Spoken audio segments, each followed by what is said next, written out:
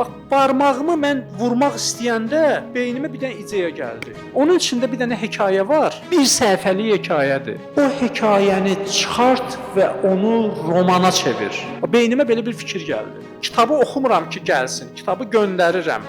Fayldır. O hekayə də hansı hekayədir? Willi və Visamın orada dostluğundan danışan bir səhifəlik hekayədir. Mən göndərirəm. İdeya gəldi. Faylı göndərmədim. Açdım onu yenidən oxudum.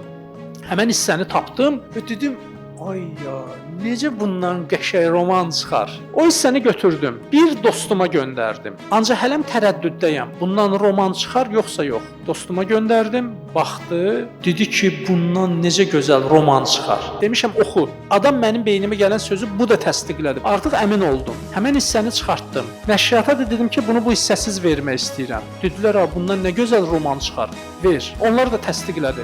O hekayəsiz göndərdim. O hekayədən də bir kitab yazdım. O kitab ölkədə çap olunan gündən bu günə qədər ən çox satılan kitablardandır. Müxtəlif kitab mağazalarının reytinqinə görə ilin ən çox satan kitabı seçilib yerli və xarici əsərlər arasında. 20-yə yaxın dilə tərcümə olunub günümüzə qədər. O kitaba görə Amerikaya getdim, o kitaba görə Avropa ölkələrini gəzdim. O kitab getdi, məni çıxartdı Kanadaya. Bütün hamısı o kitaba görə baş verdi. 33 dəfədə ölkədə nəşr olunub. Yaxşı, bu kitabın yaranmağı necə yarandı? Deyirsiniz ki, təsadüf. Ancaq mən deyirəm ki, bu fikir mənim beynimə necə gəldi? Dostum orada desəydi ki, belə də orta bir hekayədir. Mənim əlim soyuyacaqdı. Nəşriyyat desəydi, yox, bu kitabın dəyərini salır. O hekayə mütləq bunun içində olsun. Yenə də tərəddüdə düşərdim. Yəni burada o qədər üst-üstə gələn məqamlar var ki, mən bunu məsələn təsadüf adlandıra bilmirəm.